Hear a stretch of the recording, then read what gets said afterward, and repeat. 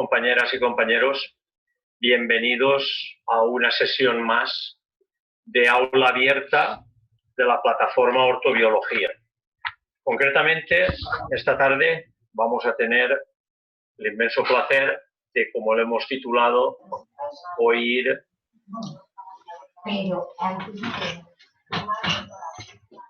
estamos teniendo un sonido de fondo, a ver si se normaliza, lo que hemos titulado a los tres tenores, porque cantan y cómo cantan. Bueno, antes de hacer la presentación de lo que es la proteómica, dentro de lo que son las ciencias ómicas, vamos, para que se vaya incorporando más compañeras y compañeros, a una serie de preguntas que de sesión a sesión vais haciendo, ¿vale? Seguimos repitiendo. Esto no es un curso.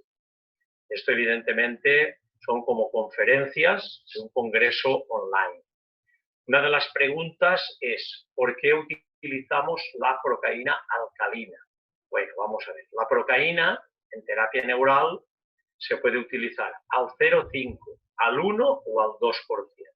Nosotros lo aprendimos en Argentina, en Buenos Aires, con nuestro profe, el doctor Roberto Trombetta, que desde aquí le mando un saludo muy, muy afectuoso, con bicarbonato. Resumen, utilizamos en terapia neural procaína al 1% con bicarbonato, 1/6 molar. ¿Cómo lo preparamos? La ampolla de procaína al 1% lleva 10 cc. Cargamos la jeringa y cargamos 0,5 de bicarbonato, 1/6 molar. Pasamos a la siguiente pregunta. Prevención en vitamina C. Hemos estado comentando y tendremos el inmenso placer de tener a tres ases, como serán el doctor Michael González, el doctor Óscar Aguilera y, por supuesto, el doctor en farmacia Fernando Barrachina. Bueno, la vitamina C, por su biodisponibilidad o farmacología o farmacocinética y dinámica, lo ideal es tomarla cada 8 horas, si se va a tomar más de 1 gramo. En plan oral, podemos tomar de 1 a 3 gramos al día. Hay gente que de forma oral toma mucha más. No pasa nada, siempre que la tolere su estómago, no le dé gastritis o no le dé diarrea. A nivel venoso ya estamos hablando de otras cantidades. Entre 10 y 15 gramos es antioxidante. Y a partir de esas cantidades en gramos en venoclisis, es oxidante. Por supuesto, en plan preventivo, una persona se puede poner en venoclisis 10-15 gramos de vitamina C en un suero de 100 cc a un paso sobre 20 minutos. Espero que la duda de la vitamina C haya quedado solucionada. Luego, otra de las preguntas, muy brevemente, ¿de qué forma podemos optimizar nuestras defensas? Terreno, terreno y terreno. Es lo que somos. Dije en su día, en la inauguración de esta plataforma, que Louis Pasteur, en el lecho de muerte, dijo: Claude Bernard, el máximo investigador en esa época, francés, tenía razón. El bicho, el patógeno, no es nada. El terreno lo es todo. Y estaba hablando el padre de la bacteriología y el padre de las vacunas, Louis Pasteur. Terreno, terreno y terreno, que es lo que somos cada uno de nosotros. ¿De qué manera podemos optimizar ese terreno? Vale, un anticipo de la semana que viene. Vamos a ver el martes más alcalinidad, cómo alcalinizamos ese terreno. Veremos el miércoles ortomolecular. Bueno, pues a partir de ahí, aparte de todo el ozono que podamos dar, por todas las vías, vaginal, rectal, directa, intravenosa, para aportar el máximo de oxígeno y ese osinglete que ya comentamos las propiedades tan beneficiosas que tiene en el organismo y de cara al COVID, ¿vale? Se debe de tomar vitamina C, vitamina D3 y K2, zinc a razón de 25 microgramos y selenio 55 microgramos. Esa sería una buena prevención del terreno en ortomolecular, junto con el ozono y, por supuesto, comer de la forma más saludable.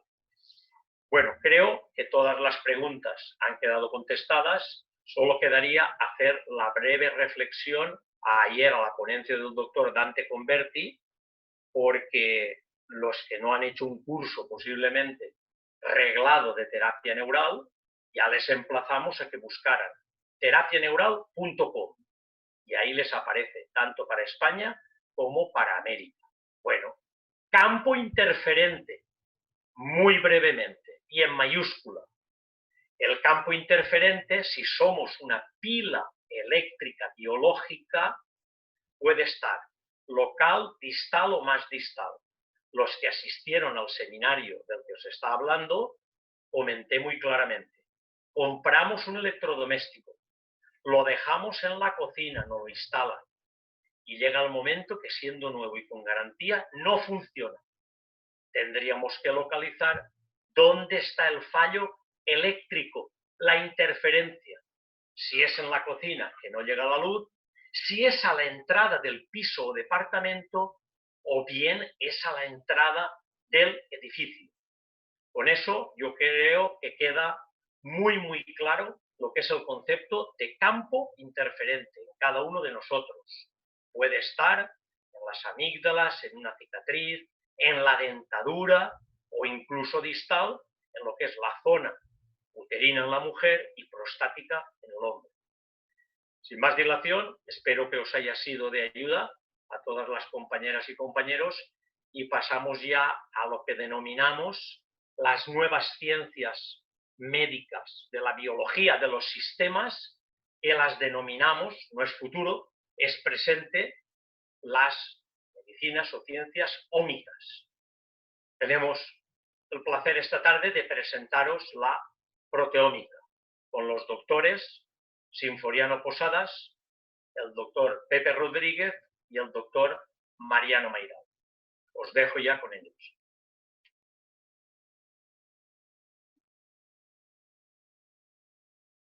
Buenas tardes, mi nombre es Sinforiano Posadas, soy director del Instituto Biotecnológico para la Medicina Integrativa y Terapias Avanzadas y mi titulación es doctor en Bioquímica y Patología Molecular. Os quiero poner de manifiesto una nueva tecnología reciente que es esencial para todo tipo de medicina, entre ellas la regenerativa y la que funciona en el tejido músculo-esquelético. Esta herramienta tiene unos antecedentes. Estos antecedentes lo que sostienen es que el uso de arrays proteómicos se han utilizado en medicina translacional, en investigación clínica translacional y va enfocada a medicina personalizada. Existen actualmente más de 35.000 publicaciones que soportan los fundamentos de esta tecnología y que están ayudando en distintas áreas de la medicina actual, tanto en descubrimiento de biomarcadores, validación, detección de patógenos, descubrimiento de nuevos fármacos, desarrollo de vacunas, medicina personalizada, enfermedades neurodegenerativas, degenerativas y también cáncer. Como veis, las fechas de estas publicaciones son recientes y nosotros en nuestro instituto, en nuestro laboratorio, yo con mi equipo hemos desarrollado una metodología que lo que pone al alcance de vosotros es obtener un perfil proteómico del paciente que vais a tratar. En este caso puede ser un paciente con una lesión articular, un problema óseo, una degeneración muscular, etc. recordamos siempre que este tipo de manifestaciones suelen aparecer también no solo por lesión o por ejercicio deportivo, sino que detrás hay a veces patologías de base, como pueden ser infecciones, y por lo tanto el sistema inmunológico está implicado. En concreto, en esta diapositiva lo que vemos es los diferentes abordajes a nivel bionanotecnológico que podemos hacer. Y nosotros nos hemos centrado en el B. El B se basa en una bolita magnética que tiene acoplado un anticuerpo monoclonal que es capaz de detectar el antígeno. ¿Qué antígeno? Y luego explicaré por qué de esta metodología, más yendo a los mecanismos moleculares y al uso terapéutico y diagnóstico. Pues porque reconocen factores de crecimiento, que sabéis que están muy implicados en este tipo de procesos, citoquinas, factores de estrés oxidativo. Entonces, este anticuerpo primario reconoce a esa proteína, estamos hablando a nivel nanoescala de esa proteína, y con un anticuerpo secundario que suele estar marcado con un fluoróforo y, a su vez, reconoce ese antígeno, somos capaces de llevar este sistema a un sistema robusto de detección, donde ahí en la figura B veis un anticuerpo, pero son decenas de anticuerpos diferentes que pueden detectar antígenos diferentes los que se pueden acoplar.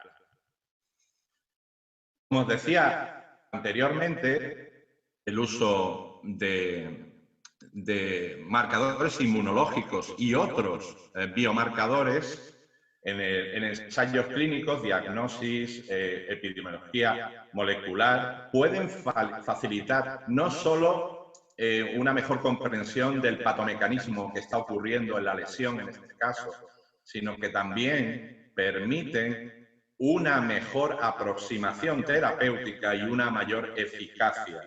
Por eso remarco ahí claramente que con esta herramienta podemos mejorar la intervención terapéutica y la prevención, porque vamos a tener un conocimiento muy amplio a nivel molecular del estado de nuestro paciente que presenta una degeneración osteomuscular o de este tipo, ¿no? Aquí un poco para entrar más en lo que estáis bastante más familiarizados, pues lo que os pongo es un ejemplo de lo importante que es cuando hay una lesión muscular, pues hay una serie de fases, y estas fases son degeneración, inflamación, regeneración y fibrosis, ¿no? Y que esa regeneración pues es variable en el tiempo. Pero quiero remarcaros aquí que son las citoquinas, como esta citoquina reguladora, factores de crecimiento y proteasas. Recordar que estamos hablando de proteoma, también indirectamente estamos hablando de exosomas, estamos digamos, haciendo un registro de lo que está ocurriendo en la inflamación. Y esto es muy importante luego para la intervención terapéutica. Por lo tanto, intervienen, en resumen, factores moleculares cruciales como factores de crecimiento, citoquinas y proteas. Aquí vuelvo a poner de manifiesto la importancia de establecer cómo está el estado molecular del paciente a nivel proteómico. Porque con la proteómica, con un método avanzado, preciso, que es el que hemos diseñado en nuestro laboratorio, somos capaces de ver cuál es el estado de las enzimas antioxidantes que generan especies reactivas de oxígeno, cómo están las miostatinas, las catecolaminas, las citoquinas producidas por el sistema inmunológico e inespecífico y que tienen una relación directa con la producción de radicales libres, y por lo tanto estamos teniendo una visión muy fina a nivel molecular de cuál es el estado de ese paciente cuando tiene la lesión y cuando queremos intervenir, bien con cirugía, con implantación de células madre o con fármacos. vamos a tener una información muy importante. Para hablaros ya en concreto de nuestro sistema, es un método integrado, ¿no? Nosotros hemos pensado en todo tipo de enfermedades, entre ellos las que nos ocupa en esta sesión. Y como podéis ver, podemos determinar factores de crecimiento, de adhesión y homing, citoquinas y quimiocinas, muchas proinflamatorias e importantes en estos procesos. También vemos el sistema inmunológico a nivel TH1, TH2, regulador y TH17, cómo está. Podemos ver la citotoxicidad y el estrés celular, y también incluso podemos ver marcadores de progresión tumoral, porque bueno, algunas lesiones, algunas degeneraciones van como consecuencia de este tipo de intervención de moléculas y de células, ¿no? Y sus productos, ¿no?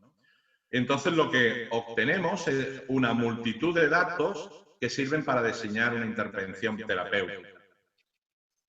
Y este es el procedimiento. El procedimiento es que nosotros en nuestro laboratorio procesamos la muestra recibimos sangre completa mediante una centrifugación, protocolos estandarizados y en condiciones estériles en una campana de flujo laminar, obtenemos el plasma y el plasma lo purificamos, esto es un paso importante, y cristalizamos las proteínas puras mediante el método de liofilización. Estas proteínas, por muestra, cuantificamos la cantidad de proteína total que tiene el paciente por aquello de que veíamos que las proteasas empiezan a actuar y que entre paciente y paciente, incluso dentro del mismo paciente, en un proceso, tenemos que tener controlada la cantidad de degradación de proteína que hay para poder normalizar. Luego contamos con una herramienta que nos permite automatizar el sistema de tal forma que cuando hacemos la determinación tenemos unos volúmenes iguales en todas las muestras, normalizados y con unos datos de sensibilidad y especificidad muy altos, yo diría en el mercado actualmente únicos. Por otra parte, tenemos la bioestadística y la bioinformática, porque vamos a obtener una gran cantidad de señales. Y esta gran cantidad de señales, nuestro laboratorio las interpreta en el contexto de la patología que nos manda el clínico. Es decir, nuestro paciente, bueno, en este caso, pues puede tener una degeneración, una artritis, etcétera, ¿no? En ese contexto, nosotros presentamos unos resultados y esos resultados están relacionados en todos los casos con la patología. Y por último, proponemos desde el conocimiento molecular con estas herramientas, proponemos un tratamiento personalizado al clínico con base molecular. Y estos tratamientos personalizados los hacemos en una intervención terapéutica complementaria que se llama biomolecular y es bionanotecnológica y que están relacionadas con modular, con disminuir, aumentar o no tocar aquellos factores que intervienen en todo este tipo de procesos, ¿no? Y esto lo hacemos a través del laboratorio DIS-Biotech. Entonces, insisto, lo que obtenemos es un registro molecular proteómico individualizado que nos habla del estado molecular del enfermo individuo sano, su funcionalidad y su relación con el estado patológico, además que podemos prevenir ciertas enfermedades. Esto en el contexto de la ortobiología tiene un papel fundamental porque vemos de alguna forma, como vimos en las diapositivas anteriores, que cuando hay lesión articular o lesión muscular, hay un flujo de especies reactivas, de enzimas, de citoquinas, de factores de crecimiento. Entonces, conocer a nivel molecular cómo está el paciente es importante para ver si la intervención terapéutica va a ser eficaz, más eficaz o poco eficaz. Aquí, bueno, pongo un ejemplo basados en lo que nosotros llamamos medicina bionanológica, que es en qué basamos los tratamientos, ¿no? Los tratamientos, como os decía, funcionan en base al perfil proteómico que obtenemos, basados en factores de crecimiento, citoquinas, marcadores de señalización, marcadores de citotoxicidad celular, de estrés oxidativo, etcétera. Pero nuestro tratamiento bionanotecnológico no se centra solo, imaginemos que es la interleuquina 6, como se ha visto que ahora está de moda, desgraciadamente, es un factor de riesgo en el COVID elevado. Nosotros no actuamos solamente si vemos que un paciente tiene interleuquina 6 sobre bloquear la interleuquina 6, sino que actuamos sobre su ligando, su proteína, que es la GP130, con la fosforilación de las janusquinasa y los distintos factores de transcripción que al final conlleven la supervivencia, la proliferación, la migración y muchas veces, importante en vuestro contexto, resistencia a la terapia. Nosotros lo que hacemos es tratar eso.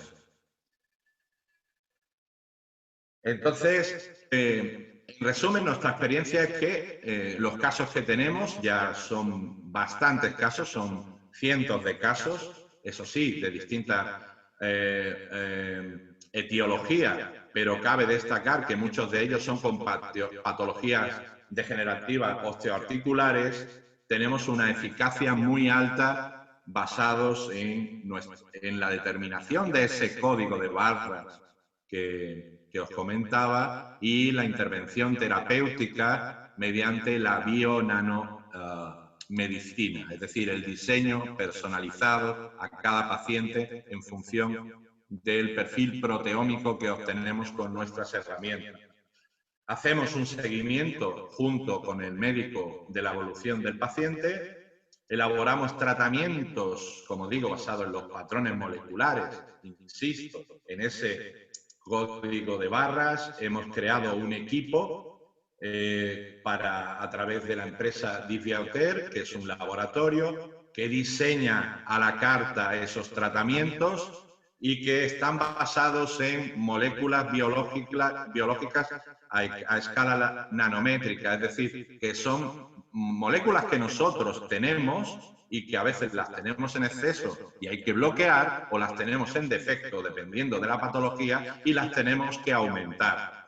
Y volvemos a analizar el paciente para ver si hay una correlación entre el tratamiento y una mejora de la eficacia terapéutica.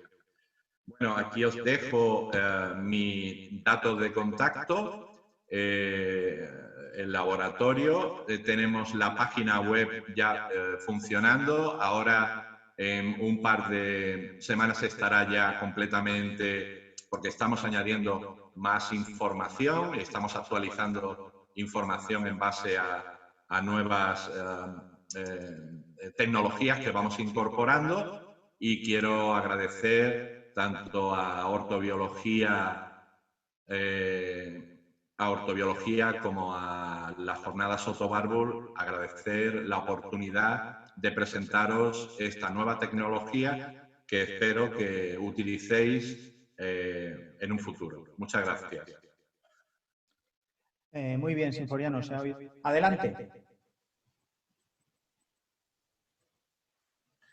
Hola, buenas tardes. Soy el doctor Rodríguez Fernández. Soy médico de familia y hago también medicina integrativa y regenerativa con terapia celular. En esta presentación voy a hablar de la importancia de las proteínas que se analizan en el análisis proteómico que os ha hablado previamente Sinforiano, porque para mí fue una suerte conocer esta metodología, porque desde entonces me permite un diagnóstico exacto a nivel biomolecular de lo que está pasando en el paciente y sobre todo una terapia personalizada. ¿Por qué es importante la terapia personalizada? Para mí es el futuro de la medicina. Como decía este premio Nobel de Química, la tendencia es hacia una medicina personalizada. Este señor, Aaron Sionovet, habla como la medicina personalizada es un cambio de paradigma en relación a cómo entendemos los tratamientos actuales y que lo importante sería impulsar el desarrollo de este tipo de medicina a fin de poder, por lo dicho, personalizar los tratamientos, ir a la base de las patologías y... oye, perdona un momento, perdona, es que se me ha metido una... ¿Me oyes? Sí, te oigo perfectamente, dime. Es que se me ha metido una pantalla negra a la derecha con todos los participantes que me impide poder leer o guiarme por la diapositiva. Vale, entonces en la parte inferior donde estaba el mismo botón de compartir pantalla, verás uno que pone participantes. Creo que si le das ahí desaparece ese. Mira a ver. Vamos a ver, o la minimizo. Bien. Para Aaron Sionovet, la medicina personalizada es un cambio de paradigma en relación a cómo la entendemos actualmente y él considera que esta medicina es el futuro y es una revolución clara y la llama la tercera revolución de la medicina.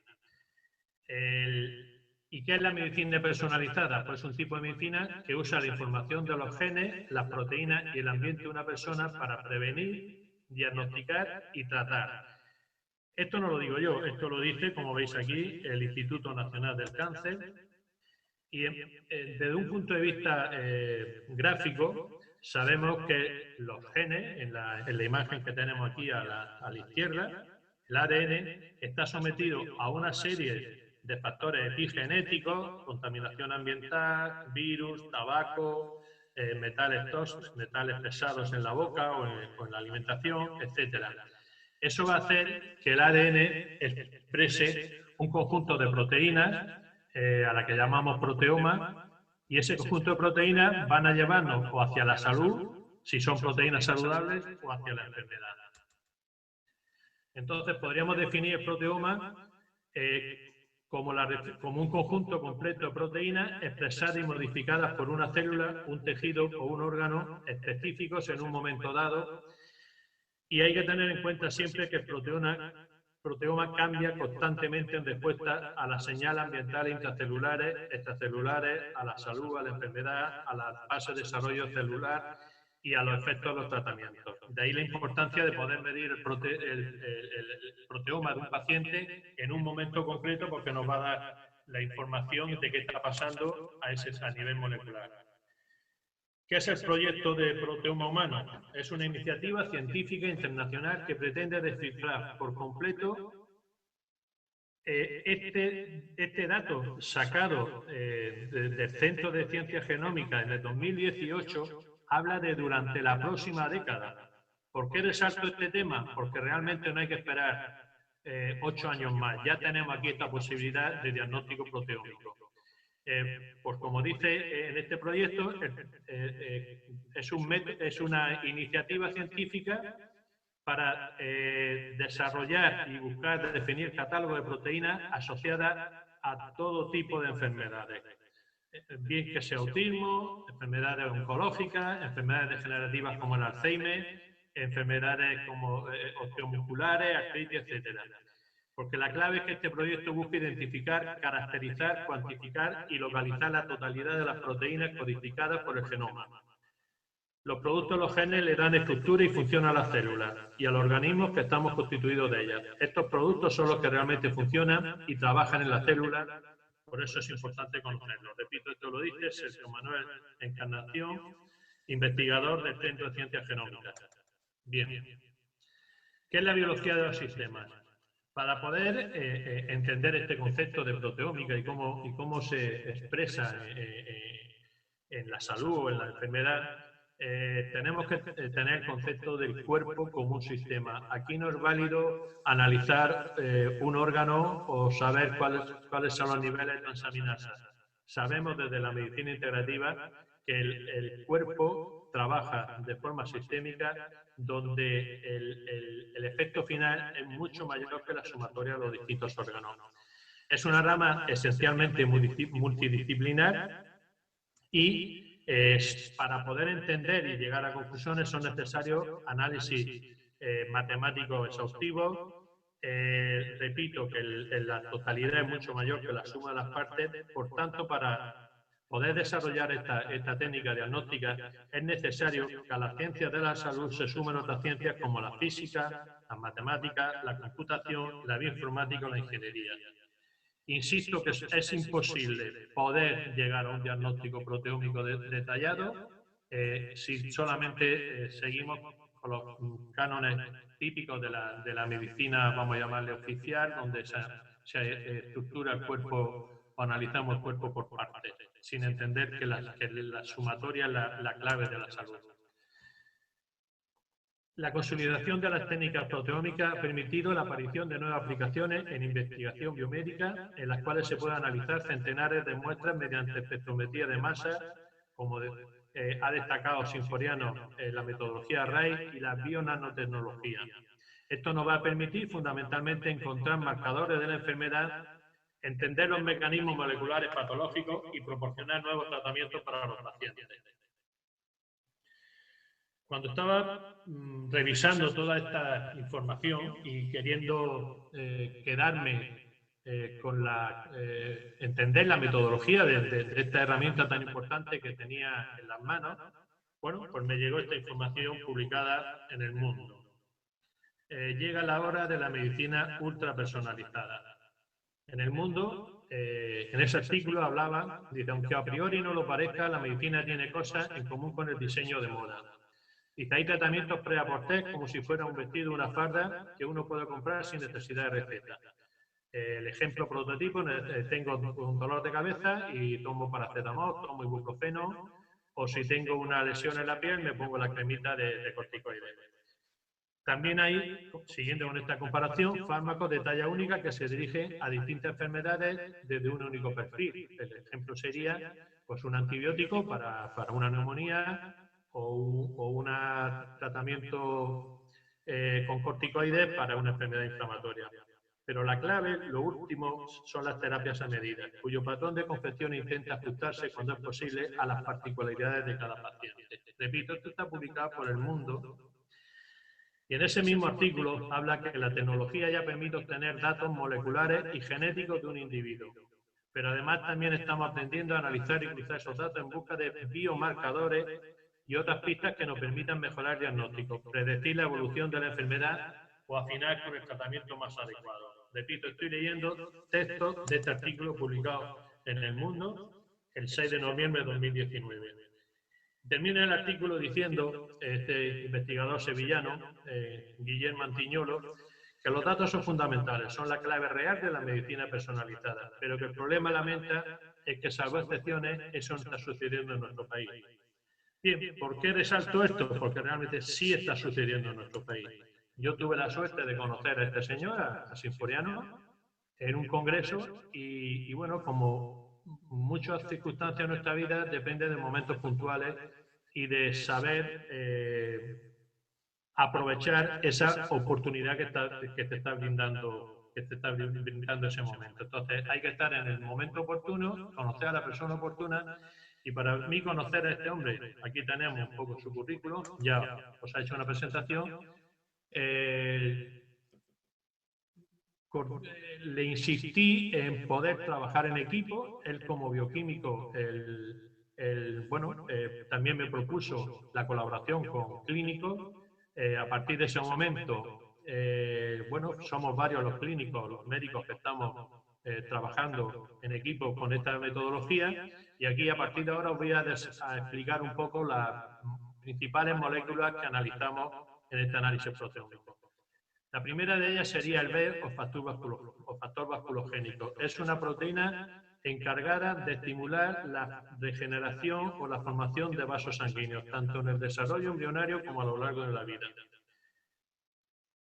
Un exceso de vasos favorece una inflamación crónica. favorece el crecimiento de los tumores, favorece las complicaciones de la diabetes, pero una falta de vasos, un déficit de vasos, va a provocar una hipoxia de los tejidos, un déficit nutricional.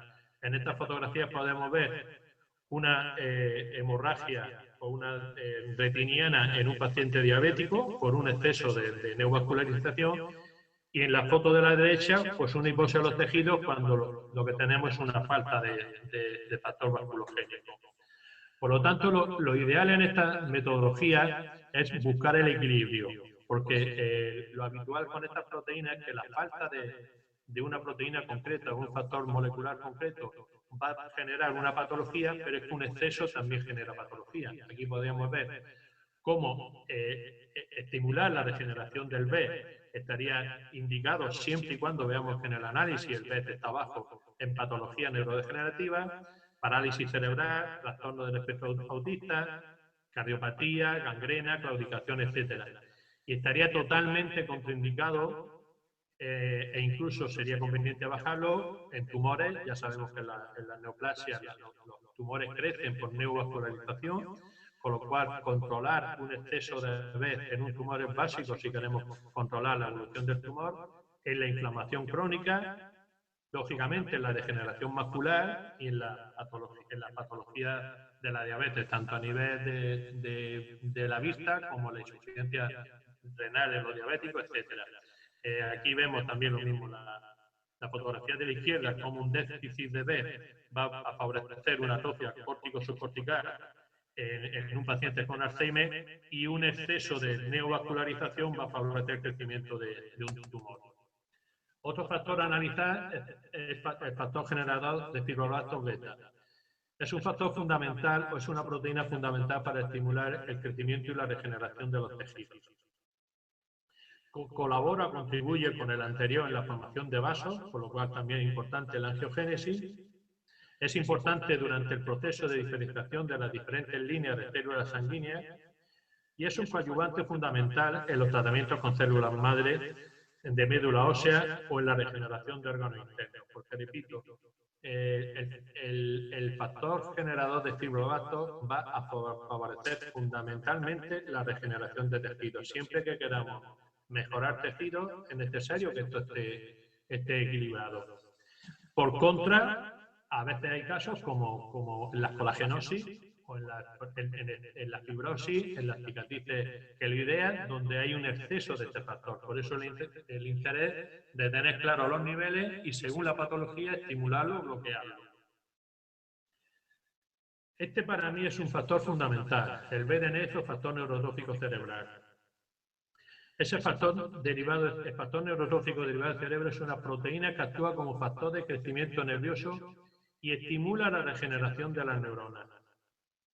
Valorar este factor es fundamental en todas las patologías neurológicas, porque, repito, es el que se encarga de estimular la regeneración, la fábrica de nuevas neuronas, de nuevas sinapsis, etc. Es importante como posible agente farmacológico en la enfermedad neurodegenerativa, y los últimos estudios también avalan la importancia de este factor en las depresiones mayores. Las depresiones mayores, como todos sabéis, son depresiones en personas fundamentalmente de la edad media de la vida o la tercera edad, donde sin motivo aparente los pacientes entran en depresión, no responden a los tratamientos antidepresivos habituales. En muchos de ellos terminan en suicidio. El índice de suicidio en la depresión endógena mayor es bastante elevado. Y cada vez tiene más relevancia. Hay estudios que avalan la eficacia de la estimulación de esta molécula en el tratamiento de la depresión mayor. Por lo tanto, podríamos ver o podríamos entender que habría que estimular esta molécula si está bajo en todas las patologías neurodegenerativas, en el autismo, en la parálisis cerebral, en el Alzheimer, en la esclerosis múltiple, la ELA, el Parkinson. Y hay algunos casos donde está elevado como consecuencia de un efecto tóxico a nivel cerebral. Puede ser secundario a un ictus o puede ser por exceso de inflamación a nivel cerebral. Podríamos encontrarnos con que estaría elevado y en su caso habría que equilibrarlo, habría que bajarlo. Ahora voy a hablar de dos marcadores de toxicidad celular, la granzima A y la granzima B. La granzima A se encuentra a nivel elevado dentro de los pacientes que tienen una enfermedad infecciosa y un estado proinflamatorio, como por ejemplo pacientes con artritis reumatoide. Es frecuente que la granzima A está elevada y es frecuente que la podamos encontrar en el líquido cefalorraquídeo cuando hacemos funciones articulares. La granzima B a mí es una molécula que me resulta bastante atractiva. ¿Por qué? Porque un exceso de granzima B está implicada en cantidad de patologías de difícil manejo. Por ejemplo, en la enfermedad autoinmune. Un exceso de granzima B puede generar rechazo en los trasplantes de corazón y riñón, destruye las células beta en el páncreas, colaborando o favoreciendo la diabetes tipo 1, destruye también las células epiteliales de los bronquios, favoreciendo el EPOC. Yo estoy seguro que también si lo analizáramos los pacientes de la epidemia que hay ahora mismo de COVID, con lesiones alveolares, seguro que tienen un exceso de la que la granzima B la tiene disparada, destruyéndole los alveolos.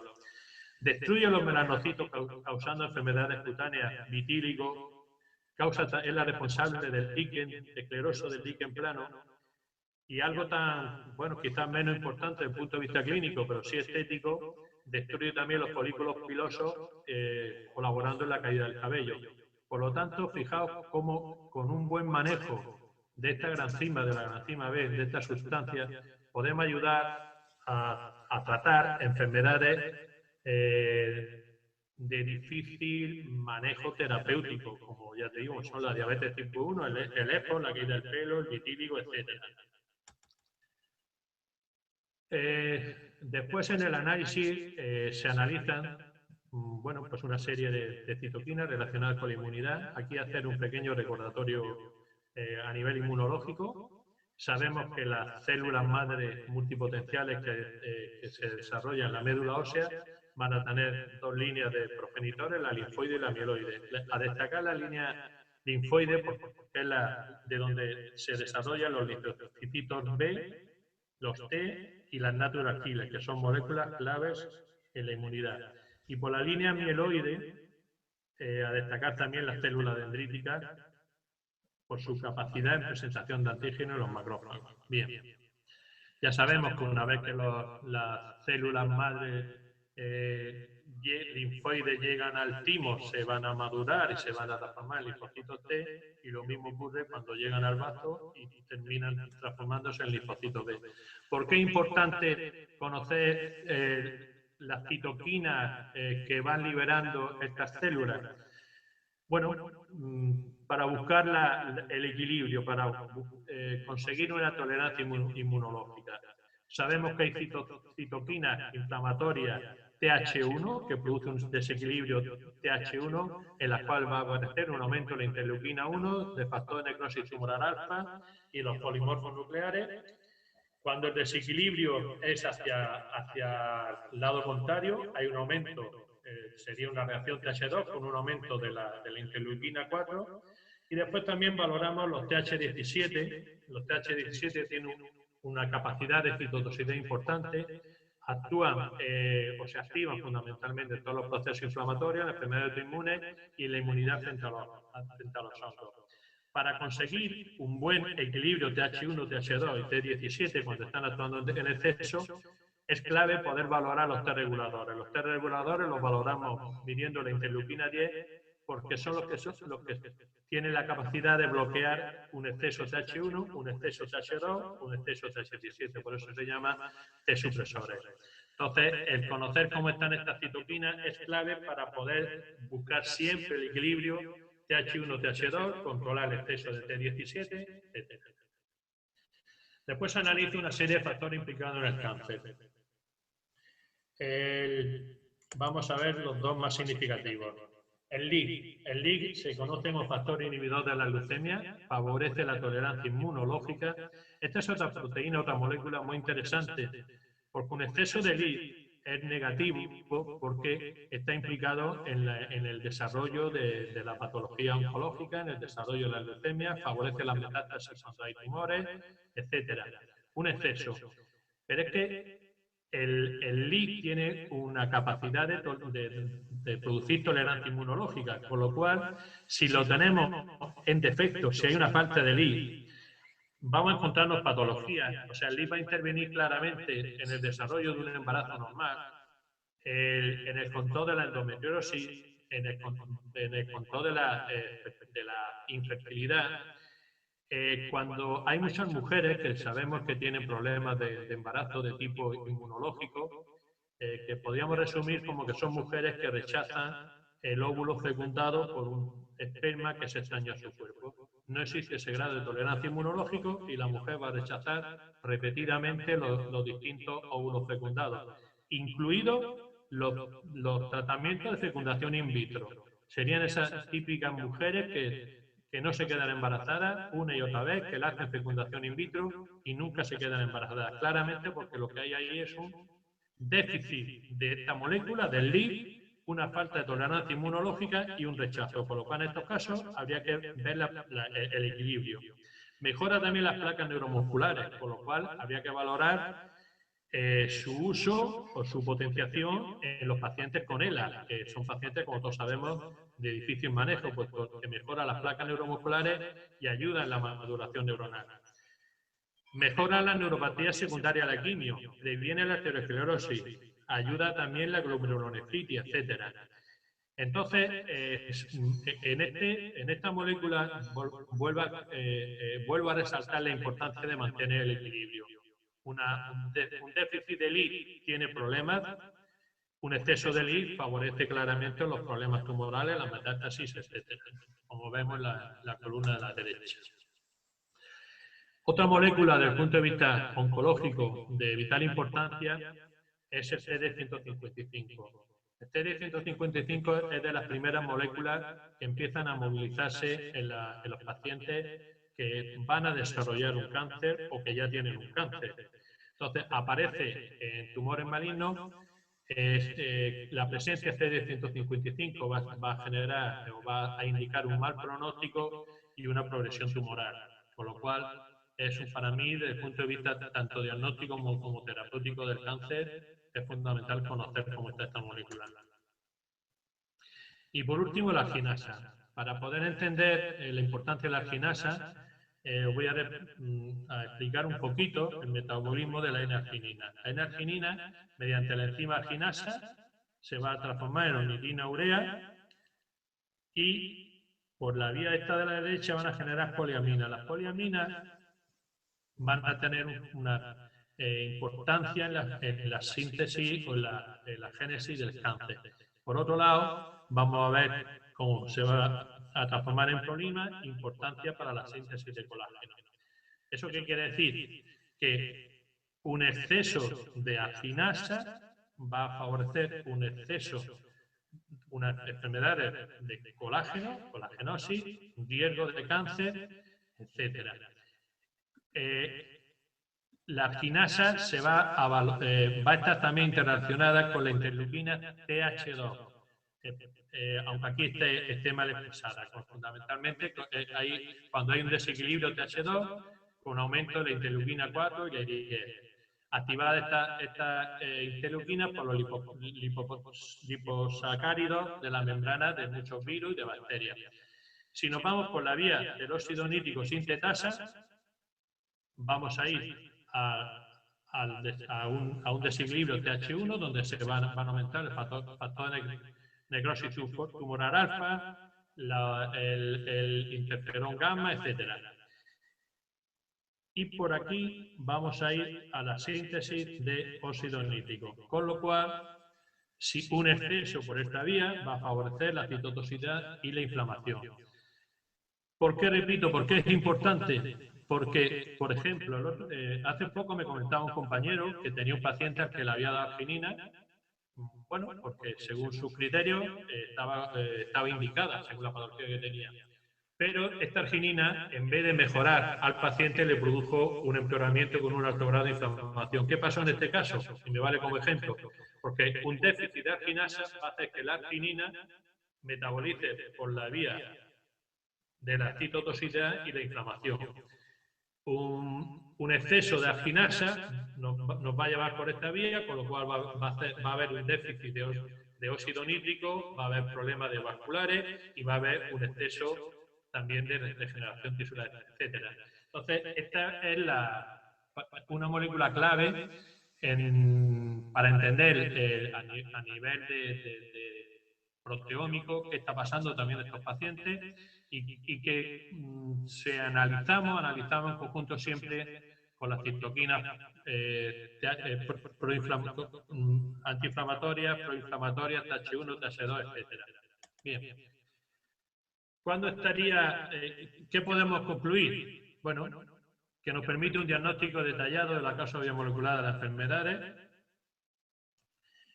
Clave en el concepto sistémico, hay que buscar siempre el equilibrio o balancear diversas alteraciones. A destacar que un mismo diagnóstico clínico tiene distinto patrón proteómico. Estamos viendo cómo pacientes con el mismo diagnóstico presentan moléculas totalmente distintas. Y desde ahí entendemos por qué hay pacientes que responden bien a los tratamientos protocolizados y otros que no responden nada, ¿vale? Posibilita, lógicamente, el tratamiento específico, etiológico y a medida del paciente. Y al mismo tiempo, bueno, en mi relación con Inbiometer, con Vargas Sinforiano, sabemos que no solamente podemos actuar en este sentido, sino que incluso Inbiometer nos ofrece la posibilidad de un diagnóstico de la borrelia y biliasis crónica, analizando CD3, CD56, CD57. Recientemente estamos trabajando también con una autovacuna preparada a partir de la sangre del paciente, con resultados espectaculares. Y los que trabajamos con la terapia regenerativa de células madre, la posibilidad de desarrollar sueros con propiedades inmunoreguladoras para potenciar la eficacia claramente a las células madre. Bien, aunque todos me conocéis, bueno, aquí tenéis mis teléfonos de contacto y ya sabéis que trabajo tanto en Murcia como en Madrid. Gracias. Muy bien. Buenas tardes o buenos días para quien corresponda. Soy Mariano Mayral, médico, que fui de Seguridad Social y ya con 35 años dedicado a la medicina privada exclusivamente, con especialización en muy diversas áreas de lo que ahora llamamos la medicina integrativa.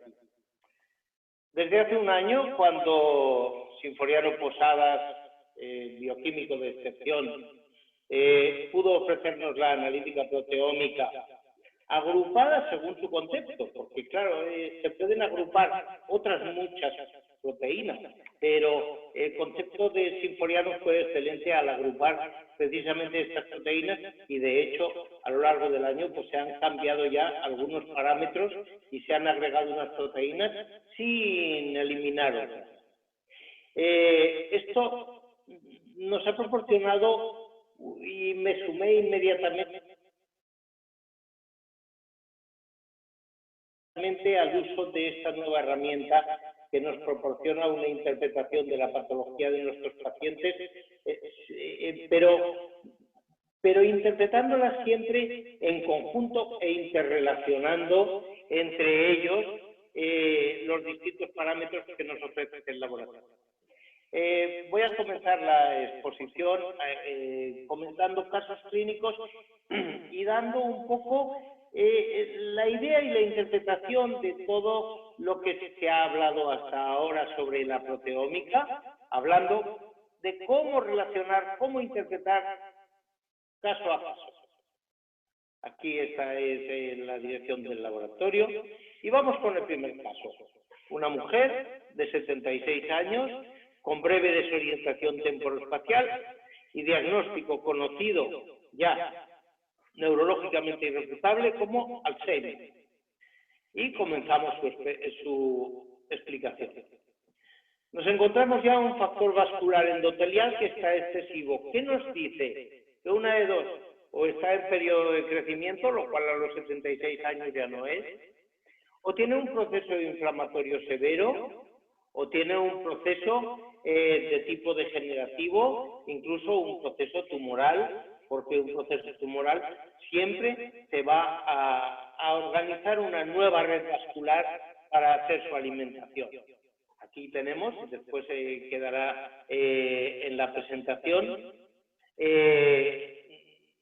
un resumen de lo que nos indica y cuándo el factor vascular endotelial lo podemos encontrar en elevación. Se ha relacionado con un pronóstico muy pobre en tal. El factor de crecimiento de los fibroblastos beta. En esta mujer no está excesivo, es un factor que podemos considerar con capacidad de regeneración tisular y al mismo tiempo también tenemos que considerar que puede ser un factor peligroso en caso de procesos tumorales. En esta mujer pues lo tenemos en el borde límite superior y en ese borde límite superior pues puede ser que nos esté contando ya algo. No nos olvidemos, tenemos ya una neovascularización, tenemos un factor de crecimiento de los fibroblastos en su límite superior de valores y aquí quedará esto, no lo voy a interpretar. El BDNF está absolutamente disparado. El factor neurotrófico derivado del cerebro que se ocupa de crecimiento del sistema nervioso, tanto central como periférico, lo tenemos muy, muy disparado.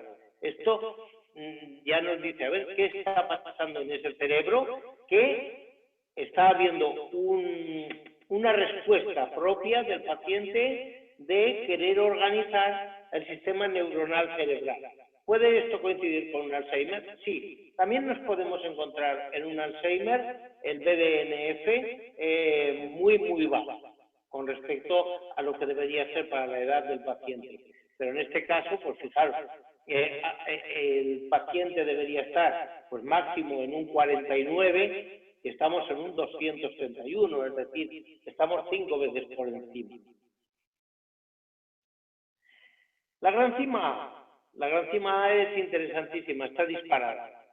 La granzima A es un tóxico que utiliza nuestros natural killers y nuestros linfocitos T8 citotóxicos para atacar a las células o bien infectadas con infección intracelular o bien células tumorales. O sea, células peligrosamente de riesgo para nuestro organismo. Y entonces el linfocito y los natural killers van a segregar la granzima para producir la destrucción de esas células. Aquí quedará toda esa explicación también. La granzima B también es una derivada de la serina, es tóxica y además pues puede inducir procesos de autoinmunidad. Autoinmunidad a nivel pancreático, autoinmunidad a muchos niveles, incluso autoinmunidad a nivel de cabello. Muchas alopecias pueden deberse a un exceso de granzima B.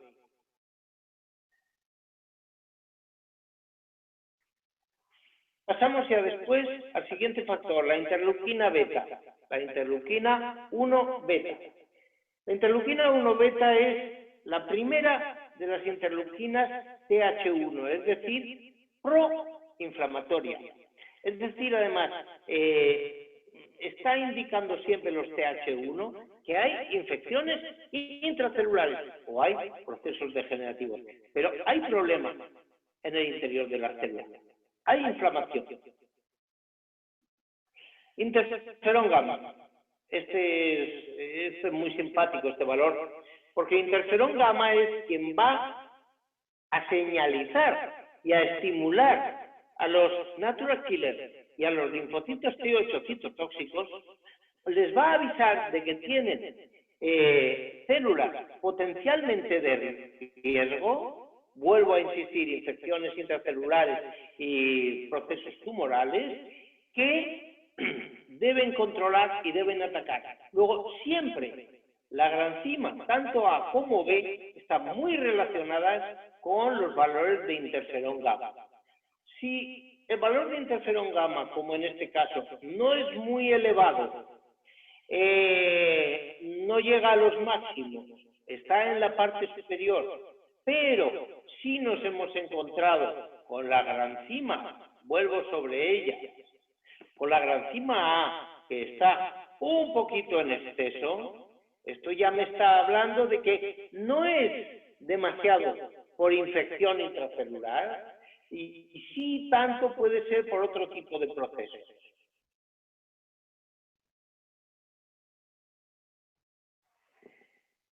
El tumor necrosis factor alfa es también una citoquina tipo TH1 que nos va a producir inflamación. Es absolutamente proinflamatoria. Y ella, junto con la interleuquina 1 beta, pues nos van a proporcionar control sobre la interleuquina 6. El TNF-alfa, además, regula la interleuquina 1, la secreción de interleuquina 1 y la secreción de interleuquina 6. Es un pirógeno endógeno. La interleuquina 4. La interleuquina 4 es la primera responsable de los procesos de TH2. Es decir, está segregada por los basófilos, mastocitos, eosinófilos y está absolutamente implicada en las reacciones alérgicas. Pero siempre intenta antiinflamación. Si tenemos un exceso de interleuquina 1, tenemos un exceso de TNF-alfa y un exceso de interleuquina 6, la interleuquina 4 debe tender a realizar un proceso de antiinflamación. ¿Cuándo no lo hará? Pues cuando a lo mejor la inflamación no sea tan severa. Y en este caso, pues la interleuquina 4 está deplecionada completamente, tumor necrosis factor alfa tampoco tiene valores realmente que nos hablen de inflamación y la interleuquina 1 beta pues tampoco está en exceso. O sea, no hay un motivo por el cual los TH2 tengan que responder a la respuesta excesiva de TH1. Ni siquiera la interleuquina 6, inducida su secreción por la interleuquina 1 y por el TNF-alfa, ni siquiera ella tampoco está en exceso. La interleuquina 6, de todas formas, es una familia de interleucinas que son como la imagen de la justicia en la balanza, ¿verdad? Con los ojos vendados. Ella fundamentalmente es un pirógeno, pero lo mismo le da trabajar a favor de la inflamación que en contra de la inflamación como antiinflamatorio. ¿Qué va a suceder de todas formas con ella también? Que además de estimular en la hipófisis la producción de ACTH, lo que nos va a hacer es que en la autoinmunidad y en la inflamación crónica se ven agravados por la actividad antiinflamatoria o proinflamatoria en el caso de autoinmunidad y de inflamación crónica, se va a comportar como un proinflamatorio. Luego veremos el factor de inhibición de leucemia, que es también una interleuquina 6, que también va a actuar en unos casos a favor y en otros casos en contra. Pero vamos con la interleuquina 10. La interleuquina 10 es una de las dos interleuquinas secretadas por los linfocitos T reguladores. Estamos hablando ya de otra familia de linfocitos. Los linfocitos T reguladores, junto con los linfocitos TH17, son los que van a modular la respuesta inmunológica. Son los que van a hacer la intolerancia inmunológica o el exceso de tolerancia inmunológica. En una tolerancia inmunológica, todo va a resultar de agresión para el organismo y el organismo va a hacer respuestas exageradas. La interleuquina 6 con el TGF-beta, el Transforming Growth Factor, van a ser las dos citoquinas segregadas por los T reguladores. Si están muy bajos y falta interleuquina y TGF-beta, el organismo no permite la entrada de nada. Por ejemplo, en embarazos. embarazos con T reguladores muy bajos son imposibles, porque para llegar el óvulo fecundo al útero, me da lo mismo la vía, o la vía natural desde las trompas, o la vía por implante, y no va a poder quedar embarazada esa mujer, porque el útero lo va a echar, porque la tolerancia inmunológica va a expulsar el óvulo, no lo va a reconocer nunca como propio. Cuando conseguimos elevar los valores de los T reguladores, de los linfocitos T reguladores, inmediatamente esa mujer se puede quedar embarazada. Porque esta interleuquina 10 y el TGF-beta, como van a mejorar tanto la capacidad de tolerancia inmunológica, esto puede ser también peligroso porque hay virus, como por ejemplo el virus de Epstein-Barr, capaz de fabricar interleuquina 10 y TGF-beta. ¿Con qué intención? Con la de dejar la tolerancia inmunológica absolutamente dormida, y detrás de él puede entrar lo que sea como un linfoma de Burkitt o cualquier otro tipo de proceso tumoral. No hay que permitir tampoco que la interleuquina 10 y el TGF-beta suban en exceso. La interleuquina 17. El primer laboratorio, y creo que hasta la fecha el único laboratorio que la analiza en España, es el laboratorio Inbiometer que dirige Sinforiano Posadas. Hasta ahora la teníamos que hacer obligatoriamente en Alemania y desde hace un año, pues Sinforiano nos la ofrece. Funciona de forma completamente opuesta a cómo funcionan los T reguladores. Es decir, si ella está en exceso, va a propiciar la intolerancia inmunológica.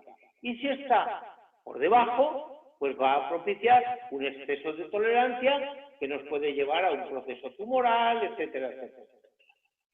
El equilibrio entre las dos es absolutamente necesario para conseguir la buena tolerancia inmunológica. El LIF, el factor inhibidor de leucemia, como decía, es también una interleuquina de la familia de las interleuquinas 6. ¿Y qué está haciendo el LIF? Es un gran favorecedor del crecimiento de tejidos, siempre está a favor de la restauración de todos los tejidos, pero ojo, como tengamos un CD155 elevado y un LIF también, nos vamos a encontrar con que el LIF estará favoreciendo un crecimiento tumoral. Vamos a verlo ahora de seguida.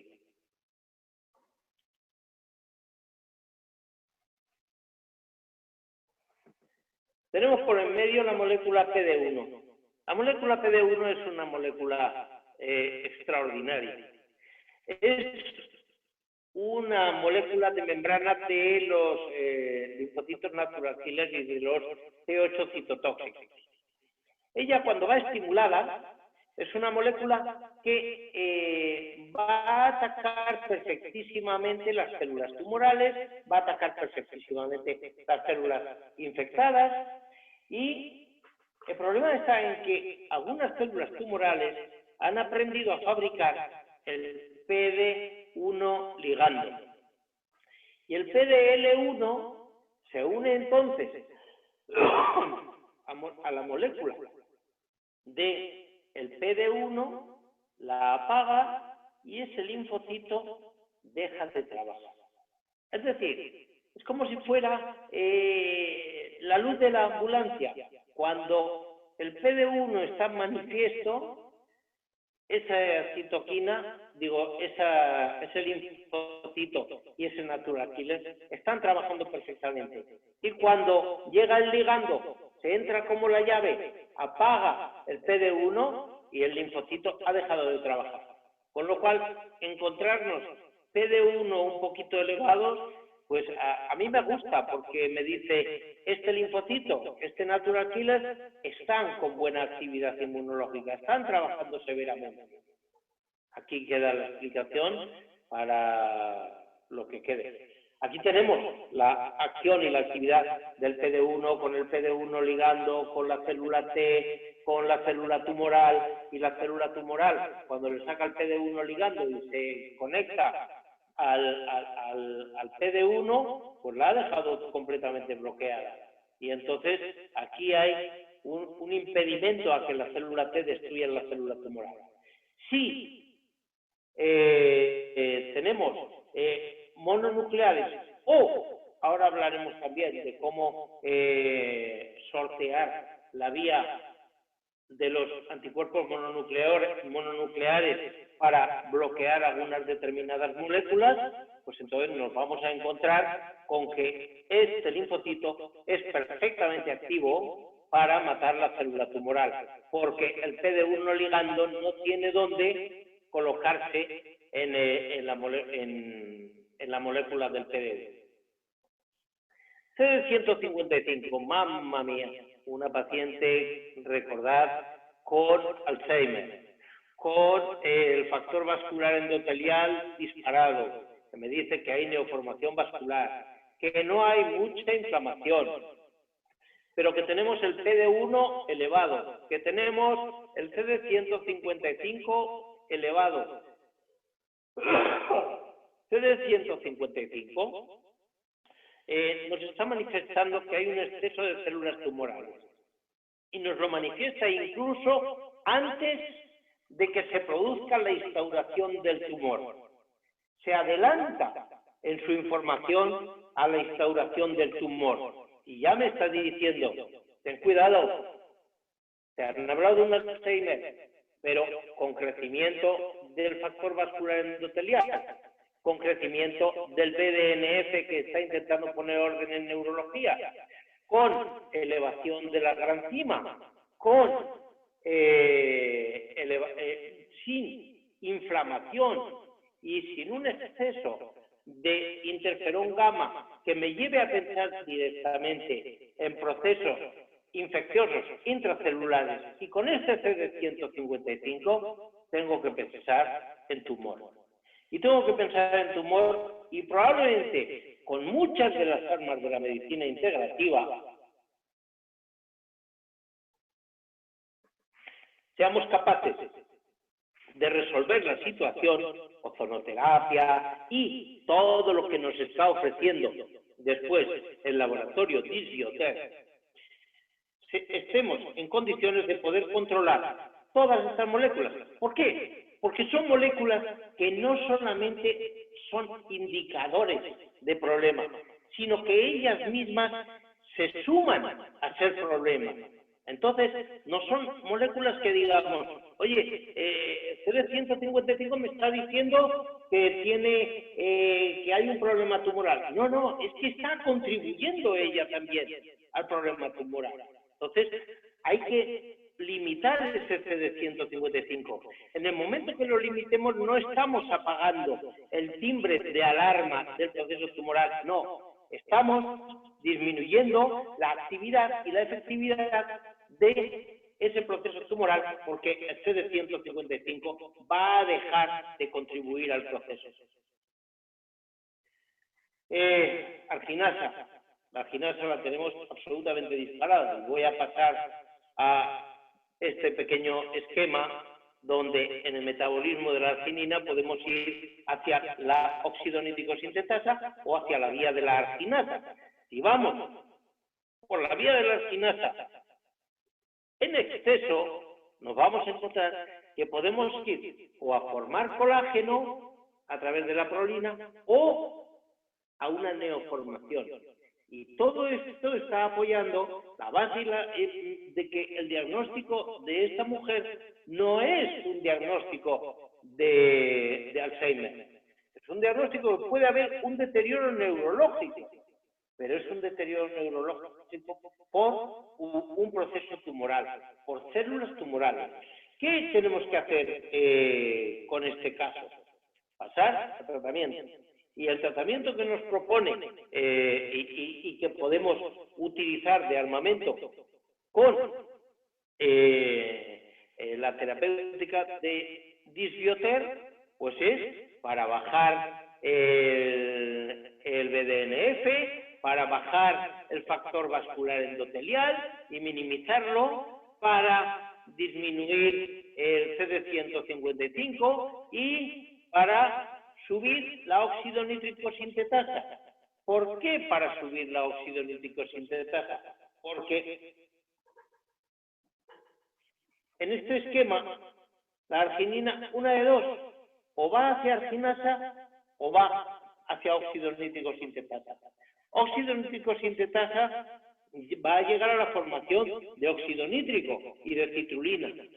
¿Vamos a tener vasodilatación? Sí, vamos a tener vasodilatación, pero no es lo mismo vasodilatación que neoformación que nos daba el factor vascular endotelial. Y tenemos que reducir, en base a llevarnos el peso de la arginina hacia el óxido nítrico sintetasa en lugar de hacia la arginina. Cuando queremos controlar una molécula, tenemos dos formas de controlar una molécula. Por un lado podemos hacer un control farmacológico o incluso homeopático o nanomolecular, que es el caso de Disbioter, que es capaz de controlar y modular la respuesta metabólica alrededor de esa molécula que queremos controlar, y entonces le vamos a regular sus vías de formación y de degradación. Por otro lado, tenemos la otra opción, utilizar un monoclonal. ¿Qué pasa con el monoclonal? Que nos da cantidad de efectos secundarios. ¿Qué pasa con la formulación capaz de modular el metabolismo de esa molécula? Que modulamos de una forma sencilla, limpia y sin efectos secundarios. Claro, ¿cuál es la gran diferencia entre la formulación nanomolecular y la formulación del monoclonal? Que el monoclonal es patentable y la formulación no es patentable. Ya, para quien quiera escuchar, ya conoce lo que estoy diciendo. Hay otros pacientes, pero yo creo que va a ser esto muy largo. Si continúo con otros pacientes, iremos haciendo. Si Gonzalo y el doctor Mora y el doctor Bosca les parece, pues podremos ampliar con otro tipo de pacientes y otro tipo de interpretaciones.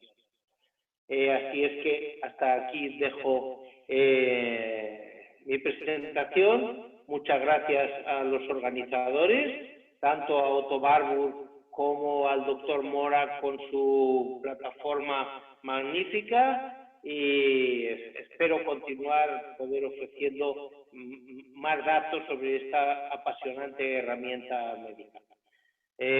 Buenas tardes.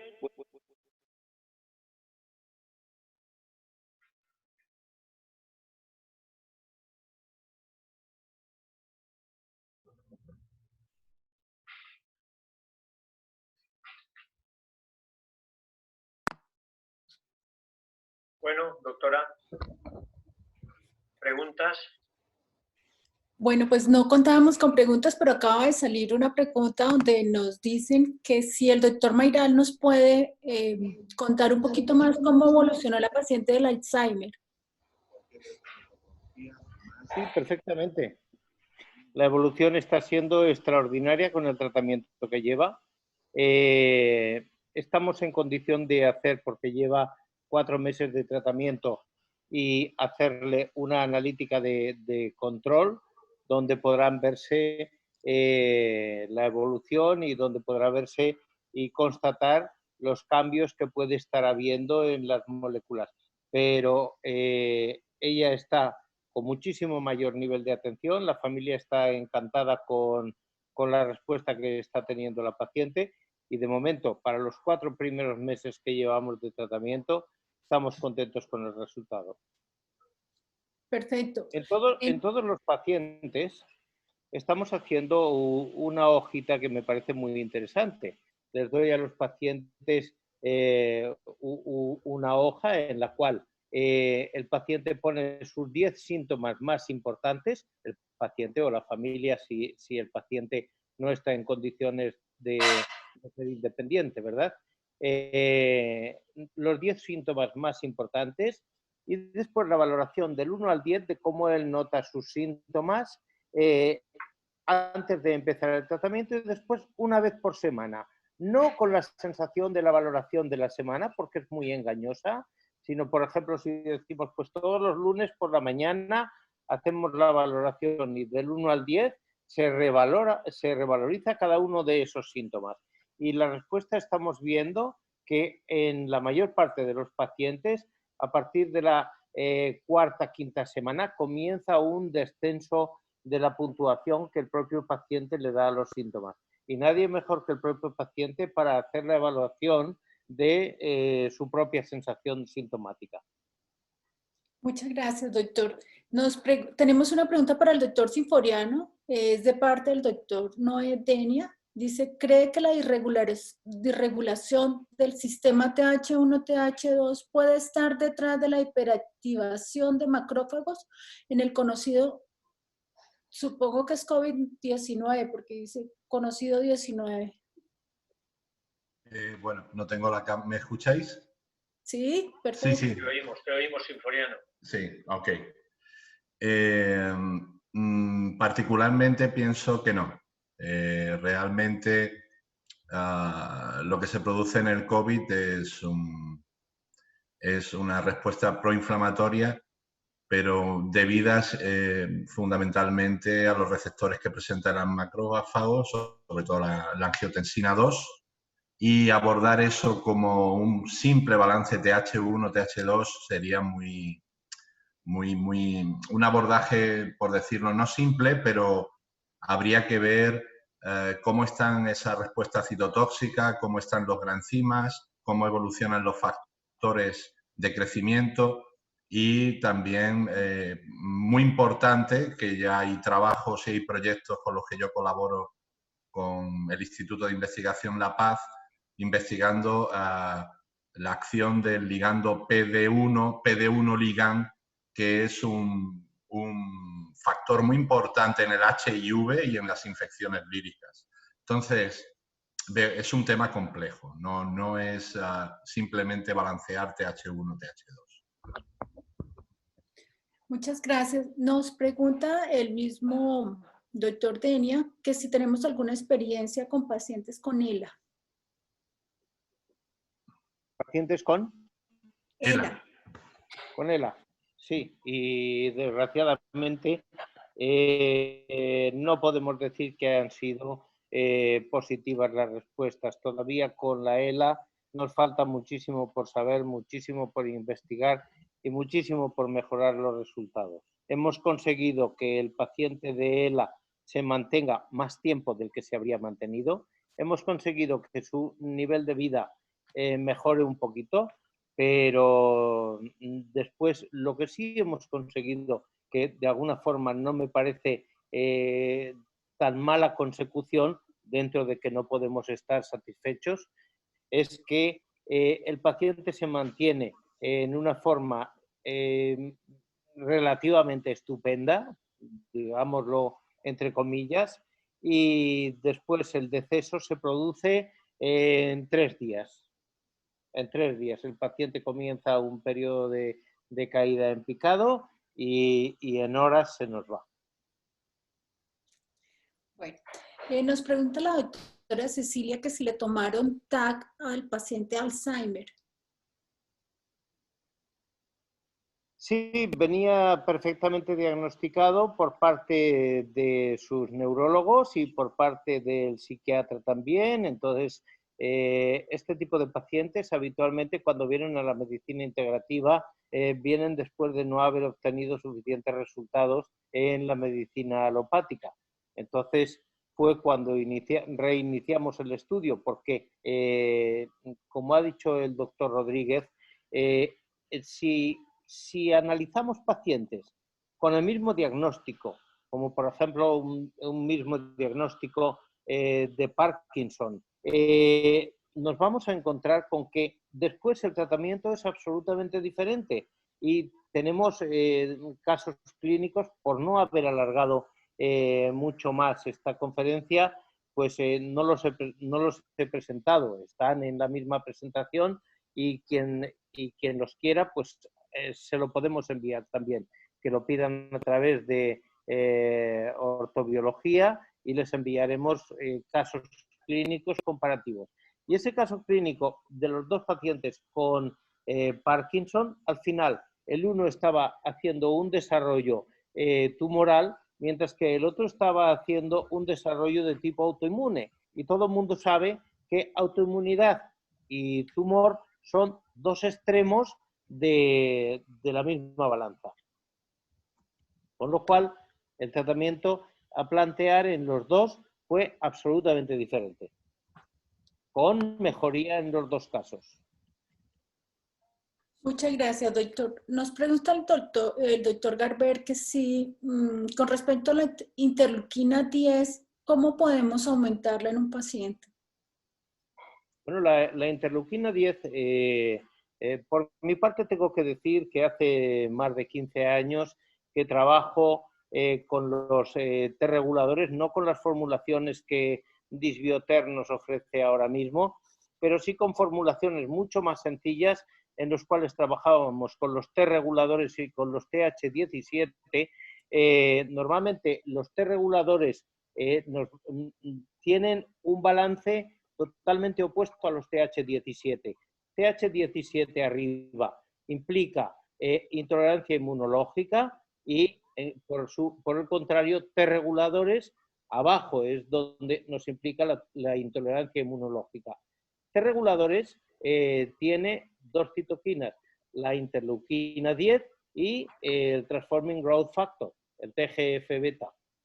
En los dos casos hemos constatado que cuando damos con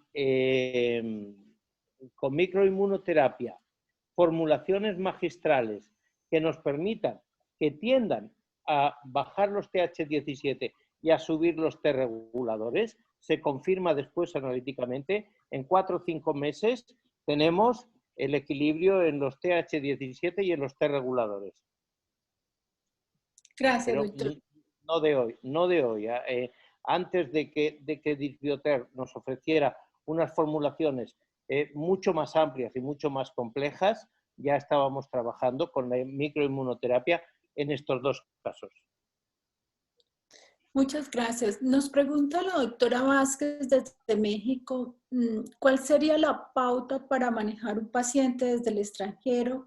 Si es necesario que el paciente viaje o cómo hacemos para hacer los estudios y posteriormente un seguimiento a distancia. No te responde, porque de alguna forma se está intentando que los pacientes puedan enviar desde México, y concretamente desde México, porque hay algún paciente desde México, del doctor Rodríguez, y se está intentando que se pueda recibir cuanto antes y en los próximos meses se podrá recibir en España sangre para analizar. El problema va a ser si la empresa Disbioter estará en condiciones de servir los productos en el mismo México, al igual que en todo Sudamérica, pero nos consta que están trabajando en ello, ¿verdad, Sinforiano? Sí, sí, correcto. Estamos avanzando en eso y con respecto al tema del manejo de muestras, sí que pueden enviar la muestra. Lo único es que yo le pasaría el protocolo para obtener el plasma. Es decir, tendrían ellos que centrifugar allí y congelar y mandar en nieve carbónica. Porque la sangre, por la propia duración, produce una degradación de proteasas en la duración. Pero no es un problema logístico importante, simplemente es ponerse en contacto con el doctor, la doctora y enseñarle el protocolo para que ella pueda extraer el plasma del paciente y, o sea, centrifugar la sangre y conseguir el envío. Ahora complejo por el COVID-19, esperamos que se normalice todo pronto. ¿El traslado de estas muestras no es muy complicado? Es en nieve carbónica. Yo recibo reactivos que tienen que estar a menos 20 grados de Estados Unidos, de Alemania, por el propio trayecto. Entonces, no es un problema importante. Lo único es que en vez de extraer yo el plasma, lo tienen que hacer ustedes en sus clínicas. Pero no teniendo una centrífuga que funciona a 1000 Gs, es tener una pipeta y extraer el plasma. Incluso puedo colgar un vídeo tutorial de cómo hacerlo. Perfecto, nos ayudaría mucho porque la doctora está muy interesada. Dice que por favor nos dé los datos para ella poder manejar el protocolo y direccionar la muestra. Perfecto. En mi exposición tengo el correo de contacto. Se puede poner en contacto a través de correo electrónico y ponemos todo a punto. Yo tengo una pregunta, doctor. ¿Cuánto tiempo tiene para llegar la muestra en buen estado? ¿O no hay problema con el tiempo? Se refiere desde, vamos a hablar desde América, ¿no? Enviándolo desde México, por ejemplo, desde Colombia. Sí. Enviándolo en nieve carbónica, la estabilidad del plasma es de 1 mes. Es decir, que no hay ningún problema. Lo que tendrán que hacer, yo lo explicaré por correo electrónico detalladamente, es la centrifugación, la extracción en condiciones estériles del plasma y ponerlo en nieve carbónica, que es a menos 20 grados, y enviarlo. Nos preguntan qué coste tiene en euros aproximadamente un estudio para un paciente de Alzheimer. ¿Se refiere del análisis proteómico? Creo que sí, no está especificado. Sí, claro, en coreano. Nosotros aquí tenemos estandarizado, hombre, tendríamos que ver los costes de transporte que no podemos asumir, pero ahora mismo estamos, el coste es alrededor de 500 euros. Perfecto. No tengo más preguntas. Doctor Bosca. Bueno, me gustaría hacer un comentario en torno a la pregunta del paciente de la ELA. Como decía el doctor Mayral, es un reto. Los pacientes de ELA es un reto porque hasta ahora se nos mueren todos. En mejores o peores condiciones, pero se nos mueren todos. Yo revisando la bibliografía recientemente, vi que, que en el origen de estos pacientes hay cantidad de virus. Hay virus de la familia de los herpes, es frecuente que también haya leptospira, es frecuente que también haya borrelia. Lógicamente todo eso va a expresar una proteómica alterada. Pero si mi idea es intentar de alguna forma controlar esos virus, aunque no sea fácil el diagnóstico, porque algunos de esas modalidades de virus no está el diagnóstico accesible. Y tengo ciertas expectativas que habrán de cumplirse o no con la autovacuna que Inviomiter nos fabrica, porque al fin y al cabo esta vacuna se fabrica a partir de la propia sangre del paciente, donde está la información de los virus, de las bacterias, de todo lo que hay en esta sangre. Entonces, si somos capaces de estimular la inmunidad frente a toda esa serie de patógenos de forma eficaz, completándolo con ozono o con algún otro método antiinfeccioso, bueno, pues habrá que ver qué pasa. Yo personalmente tengo bastante ilusión en poder poner en práctica el tratamiento de la autovacuna en todas estas enfermedades, complementándolo con el tratamiento de Inviomiter. Bueno, una pregunta para el doctor Pepe Rodríguez, que lo teníamos ahí escondidito. ¿Qué tal, Pepe? Hola, bueno, Pepe, muy simple y breve. Si tuvieras que elegir 3 patologías que ves diaria o semanalmente en tu consulta para pedir una analítica proteómica, ¿qué 3 patologías Princeps elegirías en las que ves que es importante? Yo diría que esta técnica está indicada, si resumimos las indicaciones, en todas las patologías degenerativas, principalmente las neurológicas, las neurodegenerativas, autoinmunes. Yo elegiría neurodegenerativas, autoinmunes y no dejaría de lado el autismo. El autismo es otro gran reto que tenemos en medicina. Entonces, si me pides 3 patologías, quizás dentro del autoinmune el marco es mucho más amplio, pero elegiría esas 3. autoinmunes, neurodegenerativas y autismo, sin olvidarnos de las neoplasias.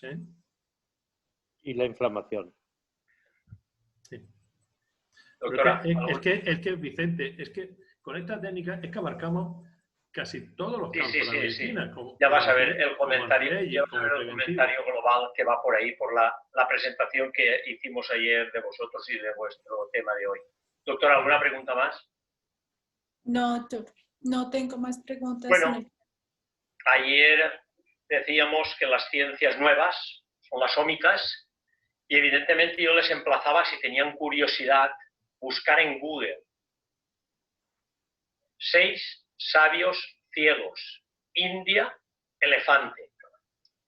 Bueno, vamos a ver, las ómicas las hemos titulado como genómica, casi 30.000 genes, proteómica, 100.000 proteínas y concretamente metabolómica, de 2.000 a 3.000 metabolitos en diferentes sistemas. De ahí que se llame biología de los sistemas. Más allá de la fecundación, esa biología que viene de lo molecular, ¿vale? Conclusión, si han leído el cuento indio, van a entender que las 3 por separado no son nada a lo que es en el conjunto. Ahí queda la investigación, el detalle, y si tienen la curiosidad, búsquenlo. Mañana hacemos el comentario en aula abierta. Ya solo queda un par de comentarios y vamos a añadir un poquito de humor y creo que va a quedar claro lo que es campo interferente. No me quiero quedar con las ganas. Cuando yo veo unas diapositivas borrosas, hoy, ayer, anteayer, y todos los días, es porque o bien necesito que me gradúen la vista, o bien arreglar la computadora o el ordenador o la tarjeta gráfica, o bien ya tengo un problema de Wi-Fi o de Wi-Fi en el piso o en el departamento, porque yo estoy viendo todos los días las presentaciones de forma magnífica. Y he leído en el chat que hay alguien que todos los días las ve mal. Si entendieron este ejemplo, quedó claro el campo interferente. Bueno, emplazarles en junio con el doctor Gonzalo Mora, que lo tenemos en pantalla, a su congreso online de traumatología. De la A a la Z, toda una semana y sin desperdicio. Online. Así como también a las segundas jornadas Oto las Américas, la primera semana de diciembre en Bogotá. Y si Dios quiere y Dios mediante, va a ser presencial. Sin más, Gonzalo, tú mismo. Bueno, muchas gracias. Respecto a lo de la conexión, es cierto, es un problema a nivel mundial en este momento porque la mitad del globo terráqueo está conectada estos días a Internet y, bueno, pues lógicamente el ancho de banda se consume y a veces puede bajar y ondular en algunos sitios. Y respecto al congreso de junio es de ortobiología, es decir, medicina regenerativa en el campo del sistema musculoesquelético, tanto de cosas de traumatología, medicina deportiva, reumatología, en fin, para cualquier médico como vosotros que trate las lesiones del sistema musculoesquelético. Y sin más, simplemente compartir la pantalla de lo que tendremos mañana. Vale, una cosita, eso te quería comentar. Mañana, células madre con el doctor Miguel Garber, cardiólogo y presidente de Semeretec. No se lo pueden perder, compañeras y compañeros. Y el sábado tendremos también células madre de cordón umbilical y exosomas por el doctor Carlos Miramón. ¿De acuerdo? Así que buenas tardes a todos y nos vemos mañana. Adiós, adiós. Muchas gracias. Adiós a todos, muchas gracias. Gracias a todos.